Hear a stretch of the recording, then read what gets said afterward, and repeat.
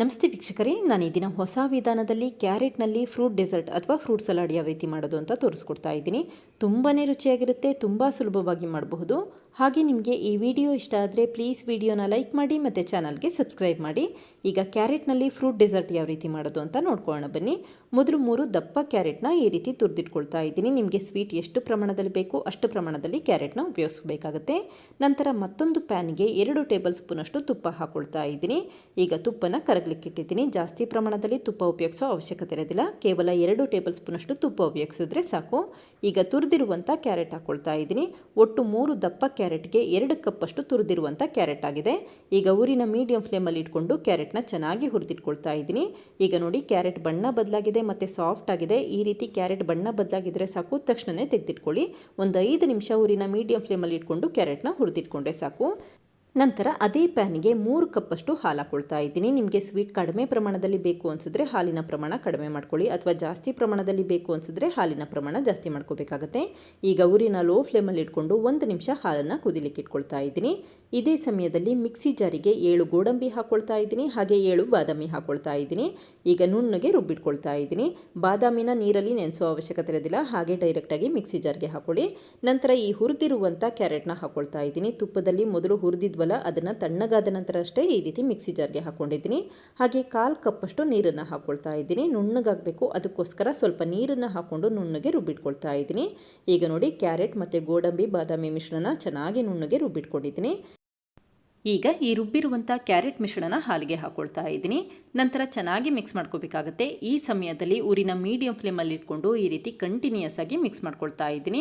ಯಾವಾಗ ಮಿಶ್ರಣ ಎಲ್ಲ ಕಡೆ ಚೆನ್ನಾಗಿ ಬೆರೆಯುತ್ತೆ ಆವಾಗ ಮಿಕ್ಸಿ ಜಾರಿಗೆ 1/4 ಕಪ್ಪಷ್ಟು ನೀರನ್ನು ಹಾಕಿ ಆ ನೀರನ್ನು ಕೂಡ ಉಪಯೋಗಿಸ್ಕೊಳ್ತಾ ಇದ್ದೀನಿ. ನಿಮಗೆ ಈ ಸ್ವೀಟ್ ಅಥವಾ ಕ್ಯಾರೆಟ್ ಪಾಯಸ ತುಂಬ ಗಟ್ಟಿಯಾಗಿ ಬೇಕು ಅನಿಸಿದ್ರೆ ಗೋಡಂಬಿ ಬಾದಾಮಿ ಪ್ರಮಾಣ ಜಾಸ್ತಿ ಮಾಡ್ಕೊಳ್ಳಿ, ಅಥವಾ ತೆಳುವಾಗಿ ಬೇಕು ಅನಿಸಿದ್ರೆ ಗೋಡಂಬಿ ಬಾದಾಮಿ ಪ್ರಮಾಣ ಕಡಿಮೆ ಮಾಡಿಕೊಂಡು ಹಾಲನ್ನು ಜಾಸ್ತಿ ಮಾಡ್ಕೊಳ್ಳಿ. ಈಗ ಚೆನ್ನಾಗಿ ಮಿಕ್ಸ್ ಮಾಡಿಕೊಂಡು 5 ನಿಮಿಷ ಊರಿನ ಮೀಡಿಯಂ ಫ್ಲೇಮಲ್ಲಿ ಇಟ್ಕೊಂಡು ಕುದಿಲಿಕ್ಕೆ ಇಟ್ಕೊಳ್ತಾ ಇದ್ದೀನಿ. 5 ನಿಮಿಷ ಆದ ನಂತರ ಅಷ್ಟೇ ಈ ರೀತಿ ಅರ್ಧ ಕಪ್ಪಷ್ಟು ಸಕ್ಕರೆ ಹಾಕಿ ಚೆನ್ನಾಗಿ ಮಿಕ್ಸ್ ಮಾಡ್ಕೊಳ್ತಾ ಇದ್ದೀನಿ. ಈ ರೀತಿ 5 ನಿಮಿಷ ಕುದಿಸೋದ್ರಿಂದ ಕ್ಯಾರೆಟಲ್ಲಿರುವಂಥ ಹಸಿ ಸ್ಮೆಲ್ಲೆಲ್ಲ ಹೋಗುತ್ತೆ ಮತ್ತು ಗೋಡಂಬಿ ಬಾದಾಮಿ ಎಲ್ಲ ಚೆನ್ನಾಗಿ ಬೆಂದಿರುತ್ತೆ. ನಂತರ ಅಷ್ಟೇ ಸಕ್ಕರೆ ಉಪಯೋಗಿಸ್ಕೊಳ್ಳಿ. ಈಗ ಕೊನೆಯದಾಗಿ 1/4 ಟೀ ಸ್ಪೂನಷ್ಟು ಏಲಕ್ಕಿ ಪುಡಿ ಹಾಕಿ ಮತ್ತೆ ಮಿಕ್ಸ್ ಮಾಡ್ಕೊಳ್ತಾ ಇದ್ದೀನಿ. ಏಲಕ್ಕಿ ಪುಡಿ ಹಾಕೋದ್ರಿಂದ ಒಂದು ಒಳ್ಳೆ ಫ್ಲೇವರ್ ಬರುತ್ತೆ ಅಂತಷ್ಟೇ. ಸಕ್ಕರೆ ಹಾಕಿದ ನಂತರ ಮತ್ತೆ 1-2 ನಿಮಿಷ ಕುದಿಸಿಟ್ಕೊಳ್ಳಿ. ಯಾವಾಗ ಈ ರೀತಿ ಕುದಿಲಿಕ್ಕೆ ಶುರುವಾಗುತ್ತೆ ಆವಾಗ ತಕ್ಷಣವೇ ಸ್ಟವ್ ಆಫ್ ಮಾಡಿಕೊಂಡ್ರೆ ಸಾಕು. ಈಗ ನಾನಿಲ್ಲಿ 1-2 ಹನಿಯಷ್ಟು ಫುಡ್ ಕಲರ್ ಹಾಕ್ಕೊಳ್ತಾ ಇದ್ದೀನಿ. ಆರೆಂಜ್ ಫುಡ್ ಕಲರ್ ಉಪಯೋಗಿಸ್ಕೊಳ್ತಾ ಇದ್ದೀನಿ. ಫುಡ್ ಕಲರ್ ಇಲ್ಲಿ ಆಪ್ಷನಲ್, ಕ್ಯಾರೆಟ್ ಕಲರೇ ತುಂಬಾ ಚೆನ್ನಾಗಿ ಅನಿಸುತ್ತೆ. ಬೇಕನ್ಸಿದ್ರೆ ಉಪಯೋಗಿಸಿ, ಬೇಡ ಅಂತಂದರೆ ಉಪಯೋಗಿಸೋ ಅವಶ್ಯಕತೆ ಇರೋದಿಲ್ಲ. ಈ ರೀತಿ ಮಿಕ್ಸ್ ಮಾಡಿದ ನಂತರ ಲಿಡ್ ಕ್ಲೋಸ್ ಮಾಡಿ ತಣ್ಣಗಾಗಲಿಕ್ಕೆ ಹಾಗೆ ಇಟ್ಟಿದ್ದೀನಿ. ಈಗ ನೋಡಿ, ಕ್ಯಾರೆಟ್ ಮಿಶ್ರಣ ತಣ್ಣಗಾಗಿದೆ, ಯಾವ ರೀತಿ ಗಟ್ಟಿಯಾಗಿ ಬಂದಿದೆ ಅಂತ ಗೊತ್ತಾಗ್ತಾ ಇದೆ. ನಾನಿಲ್ಲಿ ಈ ಕ್ಯಾರೆಟ್ ಮಿಶ್ರಣದಲ್ಲಿ ಫ್ರೂಟ್ ಸಲಾಡ್ ಮಾಡ್ತಿರೋದ್ರಿಂದ ಈ ರೀತಿ ಗಟ್ಟಿಯಾಗಿ ಮಾಡಿ ಇಟ್ಕೊಂಡಿದ್ದೀನಿ. ನೀವೇನಾದರೂ ಪಾಯಸ ಮಾಡ್ತೀರಾ ಅಂತ ಅಂದರೆ ಈ ರೀತಿ ಗಟ್ಟಿಯಾಗಿ ಮಾಡೋ ಅವಶ್ಯಕತೆ ಇರೋದಿಲ್ಲ. ಆವಾಗ ನೀರಿನ ಪ್ರಮಾಣ ಮತ್ತು ಹಾಲಿನ ಪ್ರಮಾಣ ಜಾಸ್ತಿ ಮಾಡ್ಕೊಳ್ಳಿ ಅಷ್ಟೇ. ಈಗ ಮಾಡಿಟ್ಟಿರುವಂಥ ಈ ಕ್ಯಾರೆಟ್ ಮಿಶ್ರಣ ಮತ್ತೊಂದು ಬೌಲ್ಗೆ ಎತ್ತಿಟ್ಕೊಳ್ತಾ ಇದ್ದೀನಿ. ನೋಡಿ ಯಾವ ರೀತಿ ಬಂದಿದೆ ಅಂತ ಗೊತ್ತಾಗ್ತಾ ಇದೆ. ತುಂಬಾ ಗಟ್ಟಿಯಾಗಿರುತ್ತೆ ಮತ್ತು ತುಂಬಾ ರುಚಿಯಾಗಿರುತ್ತೆ. ಈ ಕನ್ಸಿಸ್ಟೆನ್ಸಿ ಇದ್ದರೆ ಸಾಕು. ಫ್ರೂಟ್ ಸಲಾಡ್ ಮಾಡೋದಾದ್ರಷ್ಟೇ ಈ ರೀತಿ ಗಟ್ಟಿಯಾಗಿ ಮಾಡಿಟ್ಕೊಳ್ಳಿ.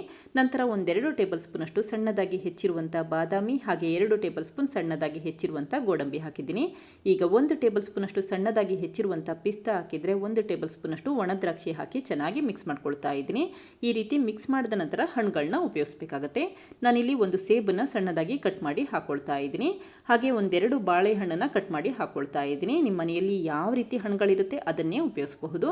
ಹಾಗೆ 1/2 ಕಪ್ಪಷ್ಟು ದಾಳಿಂಬೆ ಹಾಕಿ ಚೆನ್ನಾಗಿ ಮಿಕ್ಸ್ ಮಾಡ್ಕೊಳ್ತಾ ಇದ್ದೀನಿ. ನಾನಿಲ್ಲಿ 3 ಥರವಾದ ಹಣ್ಣುಗಳನ್ನ ಉಪಯೋಗಿಸ್ಕೊಳ್ತಾ ಇದ್ದೀನಿ. ನೀವಿಲ್ಲಿ ಕೇವಲ ಬಾಳೆಹಣ್ಣಿನಲ್ಲೇ ಉಪಯೋಗಿಸ್ಕೊಂಡು ಈ ರೀತಿ ಫ್ರೂಟ್ ಸಲಾಡ್ ಮಾಡಬಹುದು. ಈಗ ನೋಡಿ, ಕ್ಯಾರೆಟ್ನಲ್ಲಿ ಮಾಡಿರುವಂಥ ಫ್ರೂಟ್ ಸಲಾಡ್ ಅಥವಾ ಫ್ರೂಟ್ ಡೆಸರ್ಟ್ ರೆಡಿಯಾಗಿದೆ. ಇದನ್ನೀಗ ಗ್ಲಾಸ್ಗಳಿಗೆ ಸರ್ವ್ ಮಾಡ್ಕೊಳ್ತಾ ಇದ್ದೀನಿ. ನೋಡಿ ಎಷ್ಟು ಚೆನ್ನಾಗಿ ಬಂದಿದೆ ಅಂತ ಗೊತ್ತಾಗ್ತಾ ಇದೆ. ತುಂಬಾ ಗಟ್ಟಿಯಾಗಿರುತ್ತೆ ಮತ್ತು ತುಂಬಾ ರುಚಿಯಾಗಿರುತ್ತೆ.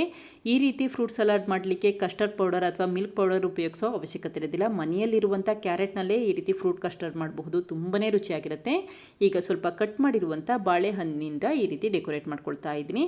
ಹಾಗೆ ಸ್ವಲ್ಪ ಕಟ್ ಮಾಡಿರುವಂಥ ದ್ರಾಕ್ಷಿ, ಪಿಸ್ತಾ ಮತ್ತು ಗೋಡಂಬಿ ಬಾದಾಮಿಯಿಂದ ಕೂಡ ಡೆಕೋರೇಟ್ ಮಾಡ್ಕೊಳ್ತಾ ಇದ್ದೀನಿ. ಕೊನೆಯದಾಗಿ ಸ್ವಲ್ಪ ದಾಳಿಂಬೆಯಿಂದ ಕೂಡ ಡೆಕೋರೇಟ್ ಮಾಡ್ಕೊಳ್ತಾ ಇದ್ದೀನಿ.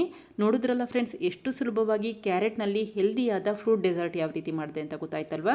ತುಂಬಾ ರುಚಿಯಾಗಿರುತ್ತೆ, ತುಂಬ ಸುಲಭವಾಗಿ ಮಾಡಬಹುದು. ಕೇವಲ 10-15 ನಿಮಿಷದಲ್ಲಿ ಈ ಫ್ರೂಟ್ ಡೆಸರ್ಟ್ ಮಾಡಬಹುದು.